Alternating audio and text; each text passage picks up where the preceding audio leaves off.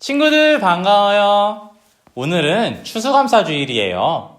하나님께 감사한 마음 가득 안고 하나님께 기쁘게 예배 올려드릴게요. 우리 함께 사도신경 하심으로 신앙 고백하도록 하겠습니다. 전능하사 천지를 만드신 하나님 아버지를 내가 믿사오며 그 외아들 우리 주 예수 그리스도를 믿사오니 이는 성령으로 잉태하사 동정녀 마리아에게 나시고 본디오 빌라도에게 고난을 받으사 십자가에 못 박혀 죽으시고 장사한 지 사흘 만에 죽은 자 가운데서 다시 살아나시며 하늘에 오르사 전능하신 하나님 우편에 앉아 계시다가 저리로서 산자와 죽은 자를 심판하러 오시리라.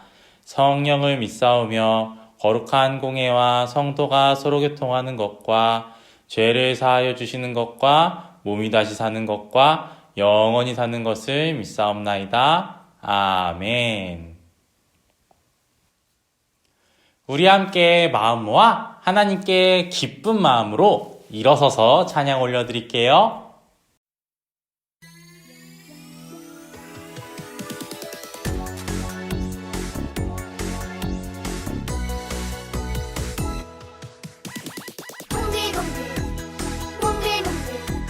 멋진 하늘 구름처럼 온몸으로 하나님을 사랑해.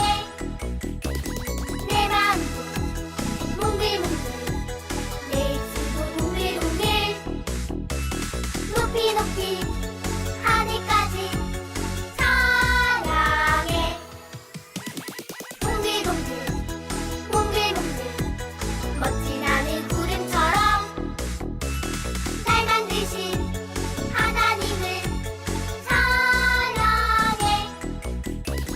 내 마음도 몽글몽글 내 입술도 동글동글 높이 높이 하늘까지 사랑해.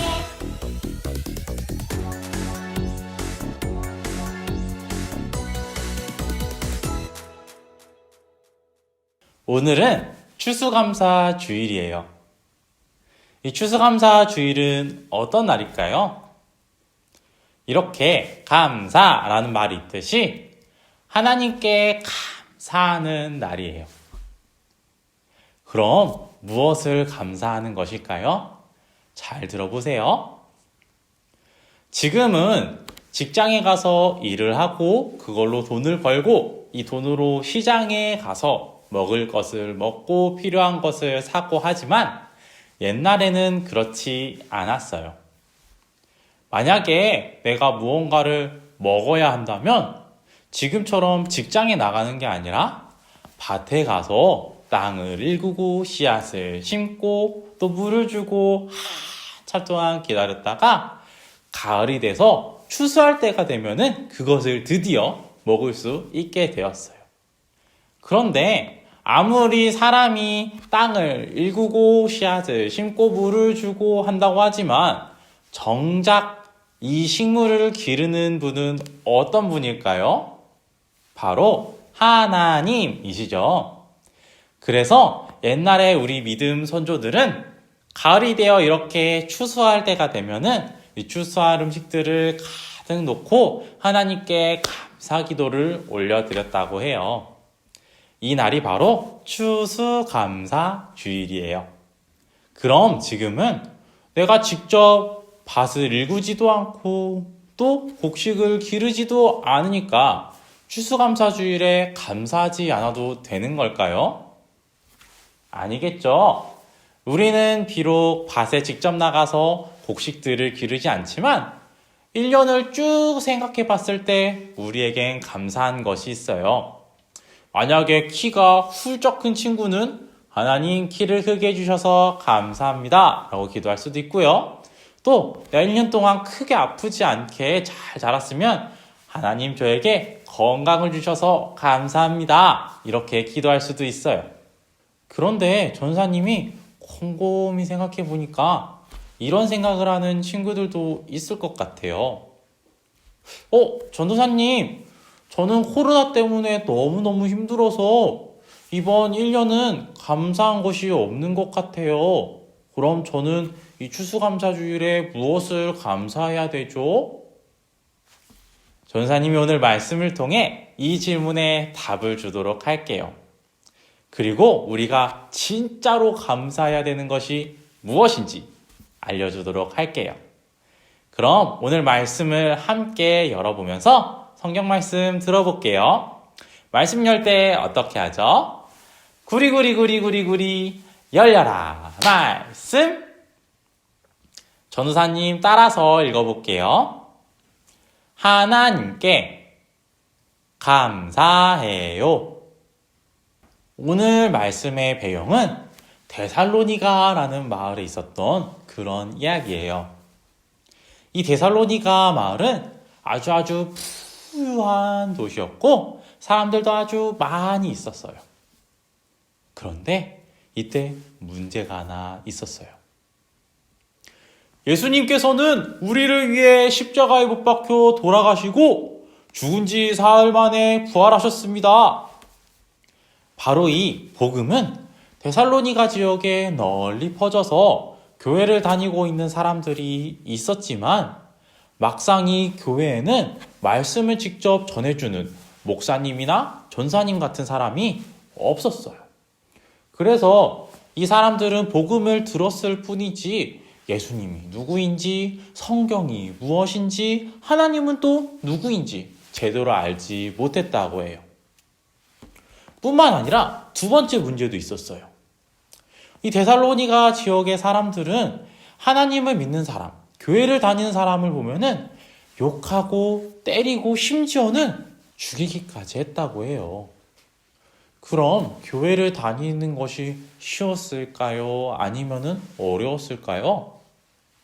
교회를 이렇게 걸어가다가 누군가가 때리고 아니면 누군가 끌어가가지고 죽이기도 하니까 교회를 가기 엄청 어려웠겠죠. 이것을 알고 있던 사도 바울은 이 데살로니가 지역에 있었던 하나님을 믿는 사람들을 위해 편지를 썼어요. 그게 바로 오늘 전사님과 함께 볼 성경 말씀이에요. 그 말씀 전사님과 함께 읽어볼게요. 항상 기뻐하라. 쉬지 말고 기도하라. 범사에 감사하라. 이것이 그리스도 예수 안에서 너희를 향하신 하나님의 뜻이니라. 그때 친구들 조금 이상하지 않아요? 전사님이 분명 데살로니가 마을에 있던 하나님을 믿는 사람들은 주변 사람들한테 괴롭힘도 당하고 심지어 죽임을 당하기도 하고 뿐만 아니라 말씀을 제대로 전달해주는 사람이 없었는데 이 사도 바울은 항상 기뻐하고 쉬지 말고 기도하라고 모든 일에 감사하라 라고 이 사람들한테 편지를 했어요. 사도 바울이 이 사람들을 놀리는 걸까요? 너네는 말씀도 잘 못 듣지? 너네는 교회도 잘 못 가지? 나는 아닌데 이렇게 얘기하는 걸까요? 아니겠죠. 이 사도 바울이 이렇게 말한 이유 전사님이 알려줄게요. 사도 바울이 이렇게 편지를 쓴 이유는 그 편지를 읽는 사람이 하나님을 믿는 사람들이기 때문이에요. 하나님을 믿는 사람들은 어떤 사람일까요? 바로 천국을 가는 구원을 받은 사람들이겠죠. 사도 바울은 그렇기 때문에 항상 기뻐하고 쉬지 말고 기도하고 모든 일에 감사하거라 라고 이야기한 거예요. 오늘 말씀 처음에 전도사님이 이런 궁금증이 들었다 했었죠. 내가 아무리 생각해도 감사할 것이 없으면 추수감사주일은 어떻게 감사해야 되지? 그 감사하는 이유, 바로 우리가 구원을 받았기 때문에 우리는 감사할 수 있어요.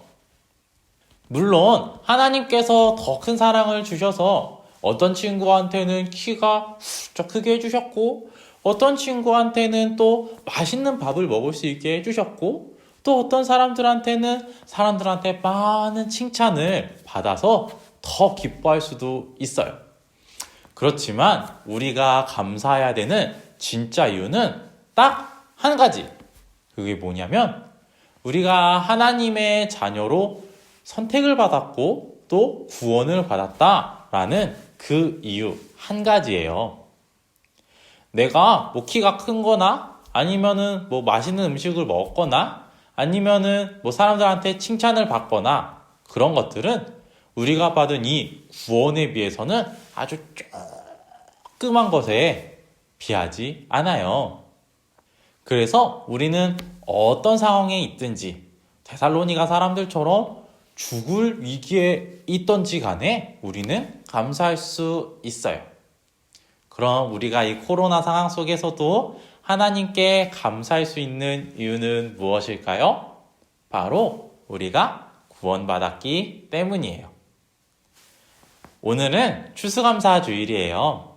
이 감사하는 주일인 오늘 하나님 저를 구원해 주셔서 감사합니다 하고 간절하게 기도할 수 있는 우리 친구들 되길 간절히 소망해요. 그런 전사님과 함께 기도하고 오늘 말씀 마무리하도록 하겠습니다. 우리 기도할 때 어떻게 하죠? 무릎은 꿇고 손은 모으고 눈은 감고 전사님 따라서 기도할게요. 하나님, 나를 구원해 주셔서 감사합니다. 어떠한 일에도 내가 받은 구원을 생각하며 항상 감사하는 마음을 주세요. 예수님의 이름으로 기도드립니다. 아멘. 이제 헌금 드리는 시간이에요. 헌금은 차곡차곡 모아놨다가 우리가 유치부실에서 다시 예배 드릴 수 있을 때 그때 한 번에 드리도록 해요.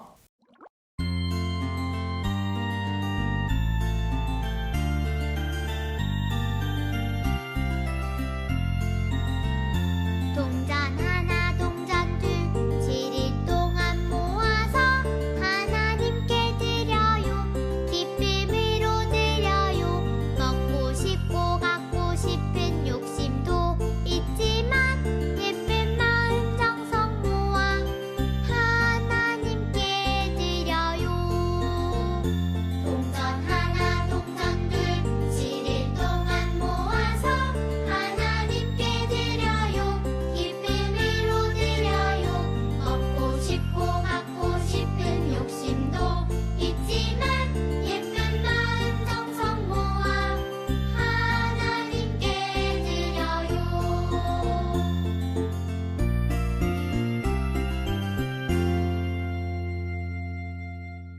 우리 이제 주기도문하고 오늘 예배 마무리하도록 하겠습니다. 하늘에 계신 우리 아버지여, 이름이 거룩히 여김을 받으시오며 나라의 임하옵시며 뜻이 하늘에서 이루어진 것 같이 땅에서도 이루어지이다. 오늘날 우리에게 일용할 양식을 주옵시고 우리가 우리에게 죄 지은 자를 사하여 준 것 같이 우리의 죄를 사하여 주옵시고 우리를 시험에 들게 하지 마옵시고 다만 악에서 구하옵소서. 대개의 나라와 권세와 영광이 아버지께 영원히 있사옵나이다. 아멘.